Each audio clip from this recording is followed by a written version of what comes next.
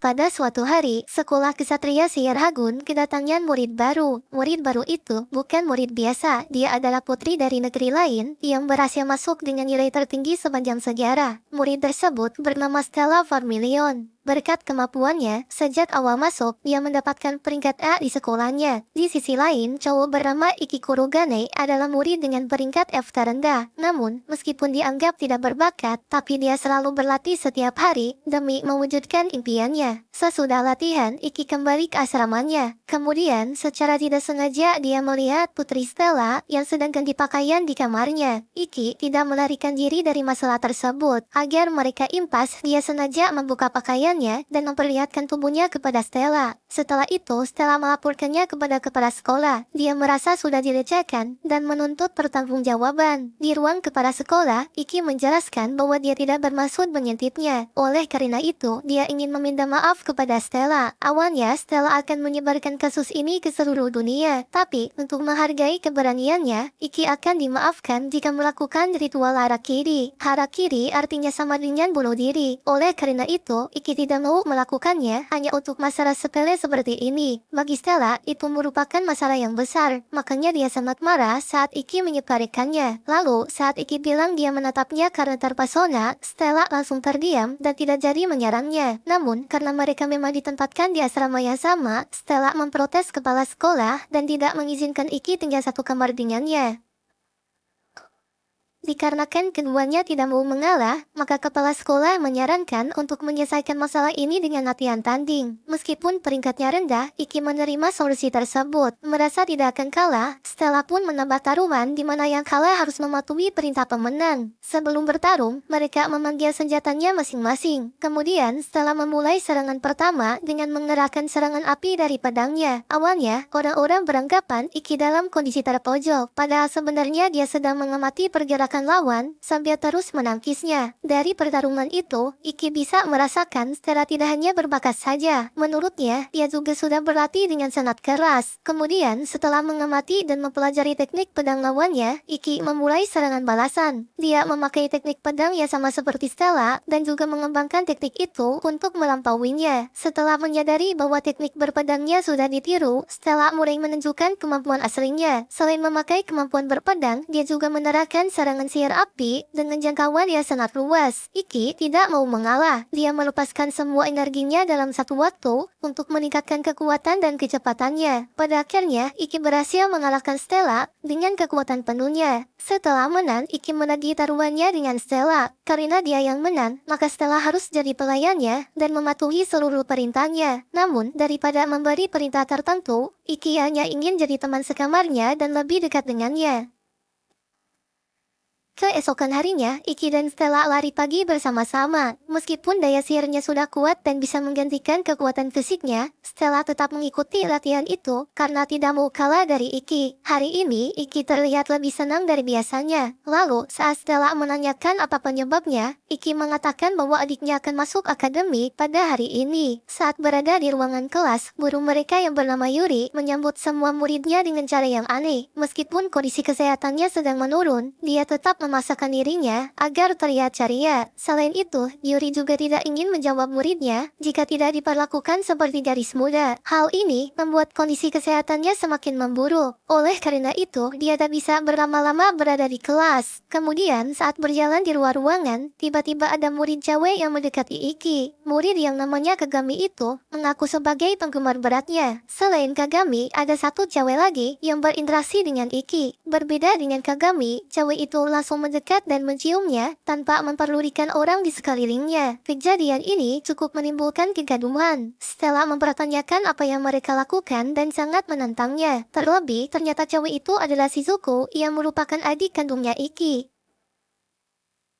Meskipun sudah dilarang, Shizuku masih saja menggodanya. Oleh karena itu, Stella segera memisahkan mereka dengan cara paksa. Shizuku tidak tinggal diam. Karena tidak ingin ada yang mengganggunya, Shizuku mengeluarkan senjata miliknya, lalu menantang Stella untuk bertarung. Karena ada peraturan yang melarang siswa memakai senjata di sekolah, Iki berusaha menghentikannya. Namun, Stella malah ikut terpancing, sehingga pertarungan tak dapat dihindari. Akibatnya, mereka berdua mendapat hukuman, membersihkan seluruh toilet cewek yang jumlahnya sangat banyak. Bahkan setelah mendapat hukuman seperti itu pun, mereka tidak kapok dan masih saja berselisih. Tapi karena perselisihan tersebut, Stella dapat mengetahui bahwa Iki diperlakukan buruk oleh keluarganya sendiri. Beberapa saat setelah itu, Stella menemui Iki. Saat mereka bertemu, dia menyinggung soal masalah yang telah dikatakan oleh Shizuku. Iki tidak berniat untuk merahasiakannya. Dia justru ingin menceritakan mengenai keluarganya dan juga masa lalunya. Setiap generasi di dalam keluarganya selalu ada orang berbakat. Hal ini membuat keluarga mereka dijuluki sebagai keluarga terhormat. Tapi karena terlahir tanpa memiliki bakat, maka orang tua dan saudaranya memperlakukan Iki seakan dirinya tidak ada. Kondisi tersebut membuat Iki tidak tahan dan memutuskan untuk kabur dari rumahnya. Namun karena masih ada kakinya yang perlu padanya, dia mulai termotivasi untuk berjuang pada impiannya.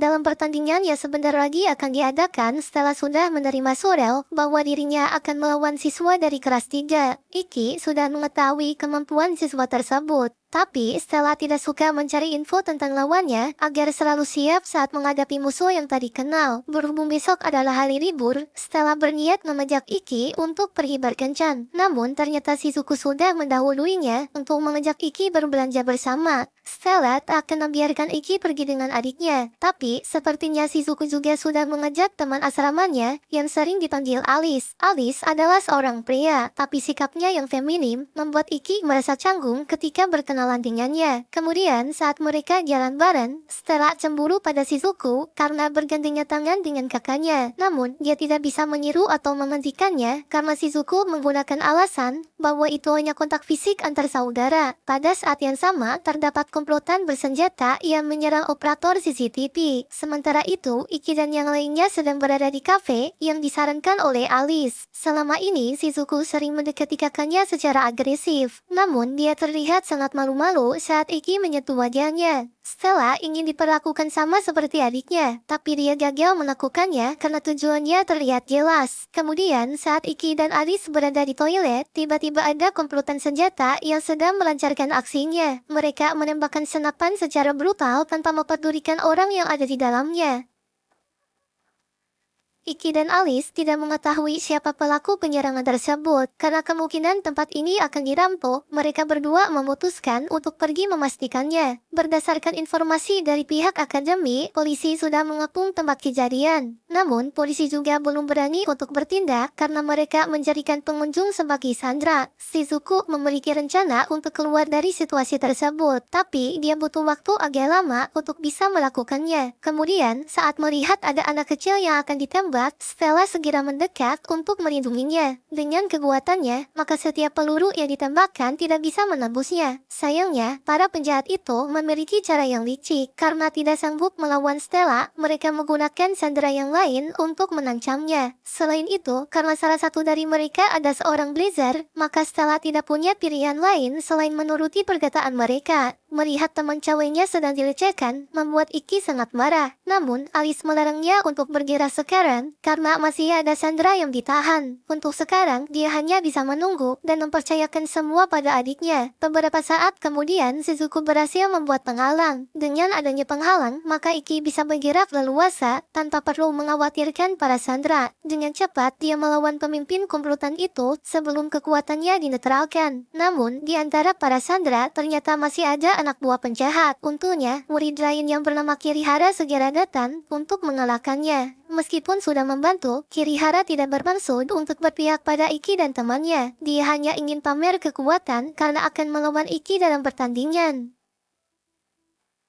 Dalam turnamen penyelesaian Festival 7 Bintang, Stella berhasil menang telak dari setiap lawannya. Namun, dia tidak membanggakan kemenangan itu karena lawannya menyerah sebelum bertarung. Sementara itu, Iki masih mencari cara untuk menghadapi lawannya. Dengan melihat rekaman pada pertarungan tahun sebelumnya, dia mengamati tempo serangan yang dilancarkan oleh Kirihara. Dengan kemampuan kamuflasenya, Kirihara dapat mengalahkan lawan tanpa menampakkan dirinya. Bagi sebagian orang, itu adalah kemampuan yang mengerikan. Sedangkan bagi Stella itu adalah cara pengecut dan paling dibenci olehnya. Di sore harinya, Alice menemui Iki karena ada yang ingin dibicarakan. Saat itu, Alice ingin memastikan apakah Iki pernah diserang Kirihara. Iki mengatakan bahwa keluarganya punya koneksi dengan kepala sekolah saat itu. Oleh karenanya, mereka menyuruh Kirihara untuk memprovokasinya agar bisa dikeluarkan. Ketika Kirihara menyerangnya, Iki memutuskan untuk tidak melawan. Berkat kesabarannya, ia pun terhindar dari hukuman. Dari cerita tersebut, Aris dapat memahami bahwa Iki sudah sering disakiti. Itulah alasan mengapa dia bisa bersikap tenang, meski ada yang menyakitinya. Oleh karena itu, Aris berharap suatu saat nanti akan ada seseorang yang bisa mendengar jeritan hatinya. Selanjutnya adalah pertandingan antara Iki dan Kirihara. Sesaat sebelum bertanding, dia langsung menekan tombol setuju tanpa memperdulikan resikonya. Hal ini membuat guru yang namanya Saikyo tertarik padanya karena kebanyakan murid peringkat rendah mengundurkan diri sebelum bertarung.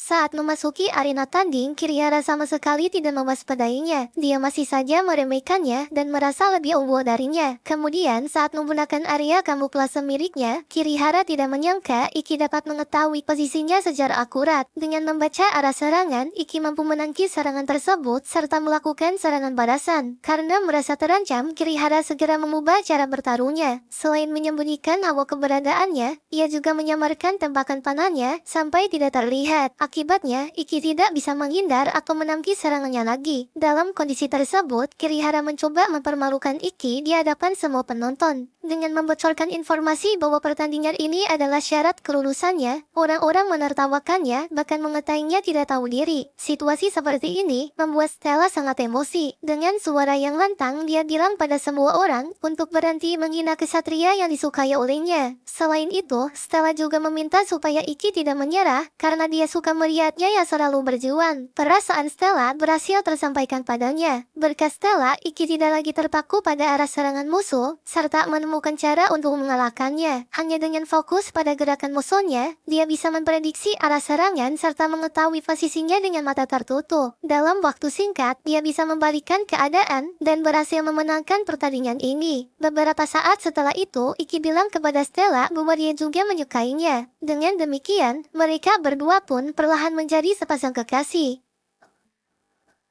Sejak mengikuti turnamen, Iki sudah memenangkan pertarungan sebanyak 6 kali berturut-turut. Julukannya sudah bukan yang terlemah lagi. Sekarang, orang-orang menjulukinya sebagai Raja Pedang tanpa mahkota. Kagami jadi semakin mengidolakannya. Bersama dengan temannya, dia meminta kepada Iki untuk latihan bareng dengannya. Kemudian, saat berada di dalam asrama, Stella mengatakan bahwa Iki itu terlalu baik. Menurutnya, orang yang dilatih olehnya itu adalah blazer berbakat. Dan jika dia terus melatihnya, mereka mungkin bakal jadi lawan yang sulit. Didekati oleh banyak anak cewek, membuat murid cowok di kelasnya jadi membencinya. Saat sedang latihan, mereka menemuinya secara bergerombol dan berencana untuk menyerangnya. Dalam situasi tersebut, Iki tetap bersikap tenang. Lalu, di saat mereka menyerangnya, dia menjatuhkan mereka satu persatu, sambil memberi nasihat supaya tidak menggunakan senjata di lingkungan sekolah. Kejadian ini membuat anak cowok yang awalnya membenci dia, jadi mengaguminya. Mereka tiba-tiba memanggilnya dengan sebutan guru, dan memohon untuk bergabung dalam latihannya.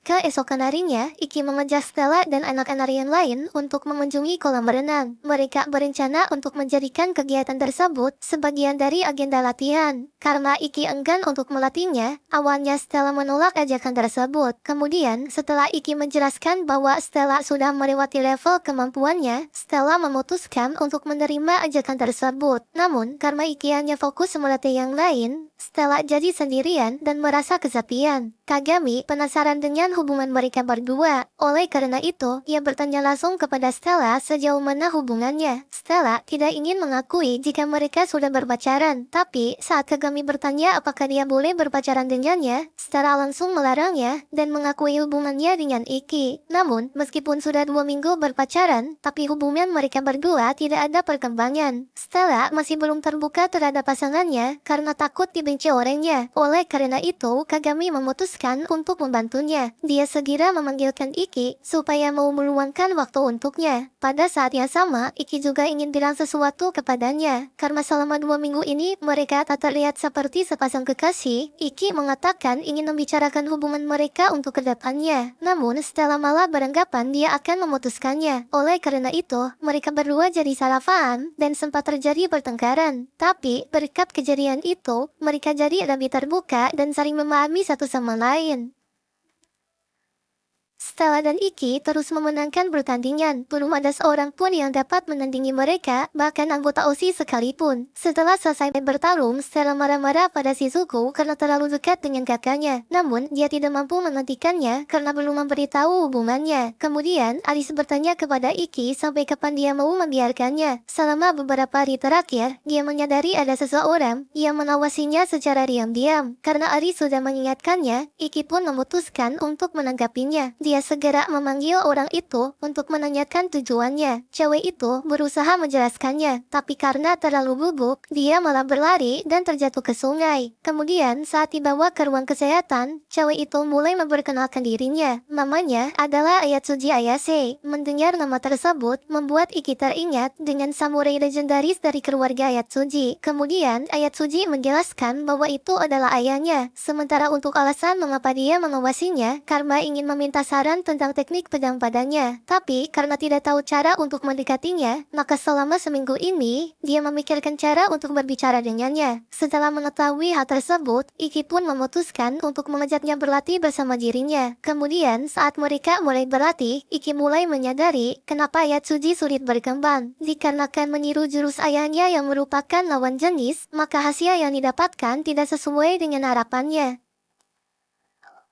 Untuk mengatasi masalah tersebut, Iki mendapat ide untuk menyesuaikan gerakannya. Dengan mengubah sedikit posisi pinggulnya, maka jangkauan kecepatan dan pergerakannya menjadi lebih baik dari sebelumnya. Setelah merasakan perbedaannya, Ayatsuji langsung memujinya. Dia merasa bisa terus bertambah kuat jika belajar darinya. Oleh karena itu, dia ingin terus berlatih dengannya mulai besok. Meskipun hanya membantunya untuk latihan, tapi Stella merasa khawatir dia akan berpaling dengannya. Untuk menenangkannya, Iki pun bilang kepada Stella bahwa dia hanya menyukainya. Sebagai terima kasih karena sudah melatihnya, Ayatsuji mentraktir mereka untuk makan. Namun, tidak lama setelah itu, ada sekelompok orang yang mencari gara-gara dengan Ayatsuji. Karena Ayatsuji tampak terganggu, Iki berusaha menghentikannya dengan kepala dingin. Namun, mereka malah tidak terima dan memukul kepalanya dengan botol minuman. Meski demikian, Iki tetap tersenyum dan menjaga sikapnya. Bahkan, dia juga sampai menahan Stella ketika ingin membelanya. Karena tidak terpancing, maka pada akhirnya orang-orang itu pergi dengan sendirinya. Iki sudah mengambil keputusan yang tepat. Ketika insiden itu terjadi, ternyata ada petinggi OSIS yang sedang mengawasinya. Namun, semenjak kejadian tersebut, Ayatsuji tidak pernah menemuinya lagi. Pada pukul 3 dini hari, Ayatsuji meminta Iki untuk menemuinya di atap bangunan sekolah. Kemudian, dia tiba-tiba mundur ke belakang, seolah menjatuhkan diri dari gedung tersebut. Iki tak bisa membiarkannya begitu saja. Dia langsung terjun menyelamatkannya dengan menggunakan jurus yang hanya bisa dipakai sekali sehari. Saat menanyakan mengapa Ayatsuji melakukan hal seperti itu, Ayatsuji mengakui bahwa dia sengaja memancingnya supaya memakai kartu as miliknya. Turnamen penyeleksian akan dimulai beberapa jam lagi. Dengan waktu tersebut, maka kekuatannya tidak akan pulih, dan Ayatsuji punya kesempatan untuk menang. Iki mempertanyakan mengapa dia sampai melakukan hal seperti ini untuk menang. Menurutnya, Ayatsuji telah membuang harga diri sebagai kesatria dan merendahkan seni pedangnya sendiri. Tak peduli dengan perkataannya, Ayatsuji pergi menjauhinya sambil mengatakan bahwa dia pasti akan mengalahkannya. Saat hari sudah siang, Iki terbangun di ruang pemulihan. Karena pertandingan akan diadakan jam 3 sore, dia masih memiliki waktu untuk mempersiapkan dirinya. Kemudian, kepala sekolah memintanya untuk datang ke ruangannya. Iki dimintai keterangan mengenai kerusakan di gedung sebelah. Iki mengakui bahwa itu merupakan ulangnya. Oleh karenanya, dia bersedia menerima hukuman apapun. Pada kesempatan tersebut, dia bertanya mengenai Ayatsuji. Lalu, kepala sekolah pun memberitahu apa yang sudah dilalui olehnya. 2 tahun lalu, ayahnya kalah dalam duel. Sesuai dengan janji sebelum mereka berduel, maka tanah dan bangunan milik keluarganya diambil alih oleh pemenang. Selain itu, ayahnya Ayatsuji juga mengalami koma dan belum pulih sampai sekarang. Setelah mengetahui masa lalunya, Alice menyadari mengapa Ayatsuji berusaha mati-matian. Demi mendapatkan kembali semua yang direbut, dia akan melakukan apa saja untuk mengalahkannya di pertandingan. Meski demikian, Iki memutuskan akan tetap bertarung sekuat tenaga. berjaga, karena jika tidak, dia sama saja dengan menghina ayat suci. Beberapa saat kemudian, Iki dan ayat suci mulai memasuki arena. Selanjutnya, dia langsung melompat ke depan dan mengerahkan serangan cepat di awal pertandingan. Ayat suci segera menghentikan pergerakannya. Dia membuat penonton kebingungan karena dapat melukai lawannya dari jarak jauh. Sementara Iki sudah mengetahui penyebabnya. Sebelum pertandingan dimulai, ayat suci sudah memasang perangkap yang dapat aktif saat dia menggunakan jurusnya. Secara tidak langsung, ayat suci sudah melakukan pelanggaran. Namun, beberapa saat sebelum itu, Iki sudah berbicara pada burunya supaya mereka mengabaikan pelanggaran tersebut. Alasannya yaitu karena dia ingin memenangkan pertarungan secara adil dan ingin mempertahankan hubungan pertemanannya dengan ayat suci. Dengan cara tersebut, Iki juga bisa membuatnya tersadar bahwa dirinya sudah keliru. Oleh karena itu, Iki ingin membantunya untuk mengambil kembali yang telah direbut. Dulu, saat ayat suci sering dilatih oleh ayahnya, dia sudah menyadari bahwa kesehatannya semakin menurun. Meski gerakan berpedangnya sudah tidak sehebat dulu, tapi dia tetap sepenuh hati melatih dan membimbingnya. Namun, semua itu menjadi sia-sia saat ada seseorang yang menentang perguruannya. Saat ini, ayat suci sedang mengantar Iki menuju tempat perguruannya. Mereka berencana untuk mengambil kembali perguruan tersebut dari orang yang telah merebutnya. Namun, sepertinya hal ini tidak akan mudah. Meskipun sering membuat tapi Kurashiki cukup kuat, bahkan pernah masuk 8 besar pada festival 7 bintang. Saat menentang perguruan, dia pun mampu mengalahkan lawan tanpa mengeluarkan kekuatannya. Ayat suci sangat menyesal karena tidak bisa berbuat apapun. Kalau saja dulu dia bisa menggantikan ayahnya, mungkin kondisinya tidak akan seburuk ini. Beberapa saat kemudian, mereka pun tiba di kediamannya. Saat tiba di sana, Iki langsung menghampiri pengikut Kurashiki dan mengalahkan mereka semua. Kemudian, dia melucuti barang pribadi mereka lalu menunjukkannya pada Kurashiki saat menatangnya berduel. Dengan demikian, Kurashiki mengakuinya sebagai lawan yang pantas. Tanpa menunggu lama, dia segera mengeluarkan senjata untuk melawannya. Saat mereka bertarung, Kurashiki menyerang Iki dengan serangan yang brutal. Selain mayor dalam pertarungan jarak dekat, senjata milik Kurashiki juga sangat fleksibel dan dapat digunakan dalam pertarungan jarak jauh. Sementara itu, dengan kemampuan perfect visionnya, Iki dapat memprediksi serangan musuhnya. Namun, dikarenakan Kurashiki memiliki refleks yang sangat bagus, maka setiap kali menyerang, dia dapat menangkis dan menghindarinya. Terlebih, dia juga mampu membelokkan arah serangan dalam waktu singkat. Meskipun sudah mengetahui sumber kekuatan lawannya, Iki masih menghadapinya tanpa menggunakan kekuatan penuhnya. Pertarungan tersebut membuat mereka berdua kelihatan sangat menikmatinya. Mereka tampak begitu bersemangat karena dapat bertarung dengan lawan yang kuat. Saat menyadarinya, Stella bertanya pada ayat suci, apakah ayahnya betul merasa terguncang. Menurut Stella, mungkin saja perkiraannya salah. Bagi orang yang sudah sangat terkenal di dunia seni pedang, dia tidak mungkin akan bahagia hanya dengan melatih muridnya setiap hari. Yang dilakukan oleh Kurashiki itu memang sangat brutal dan berbahaya. Tapi, saat seseorang sudah merasa jenuh, maka melawan orang sekuat itu malah menjadi hal yang menyenangkan baginya. Kemudian, setelah bertarung cukup lama, kelemahan Kurashiki mulai terlihat. Setelah menggunakan jurus yang butuh banyak gerakan, maka stamina-nya lebih cepat terkuras dan dia harus segera mengakhirinya. Setelah itu, Iki menggunakan jurus terkuatnya. Sambil memakai ilmu bela diri ayat suci, dia berhasil mengalahkan Kurashiki dan mengusirnya dari tempat itu. Setelah menang telak sebanyak 12 kali berturut-turut, Iki dan juga Stella akan liburan selama seminggu. Tidak hanya itu, kepala sekolah juga sudah menyiapkan perjalanan untuk mereka berlibur. Setelah keluar dari bus, Stella mengajak Iki untuk pergi ke air terjun di sekitar sana. Namun, tampaknya mereka berdua tidak punya banyak waktu untuk berduaan karena pengurus OSIS sedang menunggunya. Saat itu, Iki dan Stella tidak diberitahu mengenai tujuannya datang ke tempat itu. Kemudian, pengurus OSIS pun mengatakan bahwa mereka ditugaskan untuk membersihkannya. Berhubung mereka sedang kekurangan orang, mereka minta kepala sekolah untuk segera mengirimnya ke sana. Selain itu, ketua OSIS Todo juga kelihatannya sangat ingin bertemu dengan Iki. Namun, sepertinya dia akan datang terlambat karena ada urusan penting. Di waktu yang sama, Shizuku memanfaatkan waktu liburnya untuk pergi ke rumah orang tuanya. Saat berada di sana, dia diajak mengobrol oleh ayahnya mengenai hasil turnamen penyeleksian. Ayahnya memuji pencapaian tersebut. Tapi karena kakaknya tidak diperdulikan, Shizuku tidak senang dengan pujian tersebut. Kemudian setelah membersihkan camp pelatihan, Stella bisa mengajak Iki untuk pergi ke air terjun. Namun setelah berjalan dalam jarak yang cukup jauh, Stella malah terkena demam. Belum lagi karena saat itu sudah turun hujan, mereka berdua harus berteduh di dalam gubuk di sekitar hutan.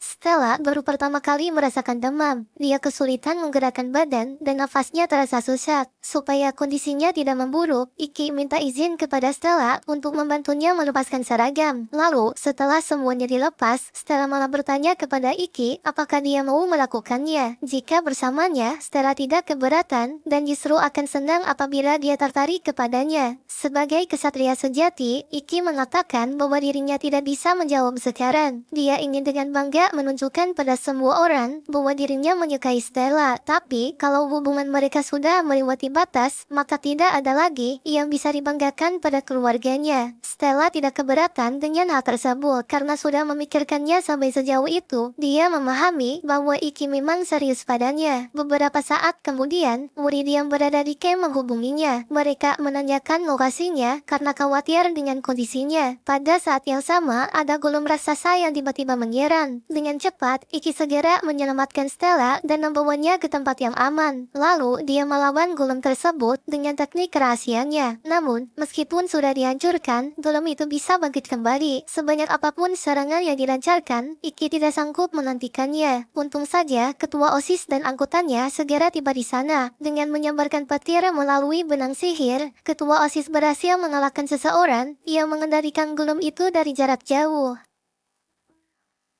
Sebagai putri dari keluarga utama Kurogane yang berbakat, segala keinginan Shizuku akan dikabulkan. Berkat kekuasaan, dia juga bebas melakukan kesalahan tanpa ada yang menegurnya. Hanya Iki saja yang berani menegur kesalahannya. Dia tidak memperdulikan kekuasaan orang lain, meskipun diperlakukan dengan kejam. Sejak saat itu, Shizuku memutuskan untuk selalu mendukung kakaknya. Dalam pertandingan berikutnya, Shizuku akan melawan Todo. Setelah mengalami insiden di hutan, Iki mengetahui bahwa Todo sangat kuat seperti yang dibicarakan orang-orang. Sebagai pembunda air, Shizuku mungkin akan kesulitan. Oleh karenanya, hari ini dia melakukan latihan tanding dengan pembunda listrik tingkat atas. Dengan kemampuannya yang sekarang, Shizuku mungkin punya peluang menang. Tapi, Iki sangat khawatir adiknya akan memaksakan diri. Asalkan tidak terluka, itu sudah cukup untuknya. Pada sore harinya, Alice mengobrol dengan Shizuku. Alice mengatakan Iki dan Stella mengkhawatirkannya karena sudah melihat langsung kekuatan lawannya. Karena masih ada yang mengkhawatirkannya, Shizuku masih merasa belum cukup kuat untuk membuat kakaknya mengakuinya. Karena itu, pada pertandingan besok, dia akan membuktikannya dengan memenangkan pertandingan. Sehari kemudian, Shizuku memasuki arena pertandingan. Dia akan berhadapan dengan ketua OSIS Todo, pemenang peringkat teratas di tahun sebelumnya. Sesaat setelah pertandingan dimulai, keduanya hanya terdiam dan saling menunggu lawannya bergerak. Kemudian, saat Shizuku mengendalikan aumen airnya, Todo berusaha mendekatinya sambil melancarkan serangan petir emasnya. Dinding air milik Shizuku tidak dapat ditembus oleh petir tersebut. Namun, Shizuku tidak sanggup menahannya lagi karena Todo terus menyerang dengan kecepatan tinggi. Saat pertahanannya melemah, Shizuku segera melancarkan serangan dadakan. Tapi, sepertinya serangan itu tidak berhasil karena Todo mampu menangkisnya dengan cepat. Saat itu, Shizuku masih bisa mengimbanginya. Namun, tiba-tiba saja dia tidak bisa lagi membaca pergerakannya, padahal kecepatan Todo masih sama seperti sebelumnya. Hal ini mengakibatkan dia terluka terkena tebasan pedangnya. Saat mengamatinya, Iki menyadari Todo memakai tekniknya sama seperti gurunya. Kemudian, gurunya pun menjelaskan itu adalah teknik bela diri kuno yang menggabungkan nafas dan gerakan. Sebenarnya, Shizuku masih bisa melihat gerakan lawannya, tapi alam bawah sadarnya mengabaikan itu, sehingga Todo terlihat seperti berpindah sekejap. Ketika Shizuku sudah terpojok, Stella berteriak menyemangatinya. Disemangati oleh Stella tidak membuatnya senang, tapi mengingat Stella dan Iki akan terus menang, Shizuku tidak mau mengalah dan mulai menyerang habis-habisan. Namun, pada akhirnya dia tetap kalah karena memasuki jangkauan serangan musuhnya. Iki dan Stella sedang berjalan berdua di taman. Saat itu, Stella mengungkit soal janji mereka berdua untuk jadi perwakilan di Festival 7 Bintang. Setelah membicarakan janji tersebut, mereka sempat berciuman. Saat itu, mereka tak menyadari ada seseorang yang memperhatikannya dan mengambil fotonya secara diam-diam. Beberapa saat kemudian, kepala sekolah memanggil Iki untuk membicarakan tentang Akaza dari Federasi Sihir. Iki mengenal orang tersebut. Dari dulu, orang itu sudah membencinya karena dia berasal dari keluarga utama. Karena akhir-akhir ini orang itu menyelinap ke akademi, maka kepala sekolah merasa harus membicarakan ini kepada Iki. Walau demikian, dia tetap menegaskan akan melindunginya. Saat jam istirahat, Iki dan Stella mengunjungi ruang OSIS. Saat tiba di sana, mereka melihat sisi lain dari ketua OSIS Todo yang sebelumnya memenangkan pertandingan. Meskipun mempunyai kekuatan yang mengerikan, tapi saat waktu santai seperti itu, Todo terlihat agak ceroboh dan mudah akrab dengan orang lain. Setelah semuanya berkumpul, mereka pergi ke yayasan bersama-sama. Kedatangan mereka membuat anak-anak di tempat itu tampak begitu senang. Selama berada di sana, Iki tidak mengerti mengapa dirinya tak bisa memalingkan pandangannya dari Todo. Lalu, Misogi pun menjelaskan, itu terjadi karena dia sedang melihat sumber kekuatan, yaitu jati dirinya. Sebagai pengendali listrik, Todo dapat memancarkan dan menerima sinyal penghantar dari orang-orang di sekitarnya. Berkat kekuatan itu juga, dia bisa memprediksi pikiran lawan saat bertarung dengannya. Setelah pulang dari yayasan, terjadi masalah besar yang menimpa Iki dan Stella. Saat itu, foto mereka ketika berciuman sudah tersebar, bahkan sampai masuk koran. Pada saat yang sama, Akaza dari Federasi Sihir Internasional datang menjemputnya. Dia akan dibawa menuju tempat pengadilan untuk diselidiki lebih lanjut. Berbuat bejat terhadap seorang putri merupakan tindakan tercela. Oleh karena itu, Iki diberi berbagai macam pertanyaan tentang hubungannya dengan putri Stella. Iki mengatakan bahwa mereka sudah berpacaran, tapi dia tidak pernah melakukan sesuatu seperti yang mereka tuduhkan. Selain itu, Iki juga menegaskan bahwa dia serius mencintai Stella dan Stella juga serius mencintainya. Oleh karena itu, dia merasa tidak melakukan kesalahan apapun. Meskipun sedang ditahan, tapi pertandingan penyeleksian masih terus berjalan. Iki masih diperbolehkan untuk ikut bertanding di dalam gedung secara tertutup. Iki dan juga Stella terus memenangkan pertandingan. Namun, seiring berjalannya waktu, kabar buruk tentang hubungan mereka juga semakin bertambah banyak. Karena tidak diberi waktu istirahat, maka kondisi fisik Iki perlahan jadi melemah. Walau demikian, dia tetap berjuang menghadapi musuhnya demi menepati janjinya dengan Stella. Kemudian, di hari ke-9, Iki meminta dipertemukan dengan ayahnya. Dia ingin menunjukkan pada ayahnya bahwa dirinya juga bisa berkembang. Namun, ternyata ayahnya Iki sudah mengakuinya sejak lama. Hanya saja dia tidak berharap dan tidak meminta apa-apa darinya. Menurut ayahnya, orang lemah lebih baik tidak melakukan apapun demi mencegah perselisihan bagi organisasi. Dengan kelicikannya, Akaza menjadikan ketua OSIS Todo sebagai lawan terakhirnya Iki. Belum lagi, orang itu sudah mengatur supaya pertandingan mereka berdua dilakukan di depan publik. Todo sudah curiga semua ini telah diatur oleh pihak federasi. Selain itu, dia juga sudah mendengar bahwa kondisi fisik Iki sedang tidak baik. Meski demikian, Iki pasti akan tetap datang ke pertandingan. Karenanya, dia meminta pada Shizuku untuk menyarankan kakaknya mundur saja. Keesokan harinya, setiap peserta yang tersisa mulai melakukan pertandingan. Berbeda dengan yang lain, pertarungan antara Iki dan Todo akan dilaksanakan di ruang terbuka. Selain itu, pihak federasi juga telah mengaturnya supaya disiarkan ke seluruh dunia. Namun, Akaza mengatakan pertandingan ini kemungkinan akan dibatalkan. Iki belum juga datang ke tempat pertandingan karena sengaja dibiarkan berjalan kaki. Saat itu, Iki benar-benar dibuat kesulitan. Dia sampai meragukan kemampuannya dan hampir menyerah dengan keadaannya. Untung saja ada banyak orang yang mendukungnya. Mereka sudah menunggu kedatangannya hanya untuk menyemangatinya. Dengan begini, pertandingan dapat dilaksanakan. Iki dan Todo telah hadir dan siap untuk bertarung.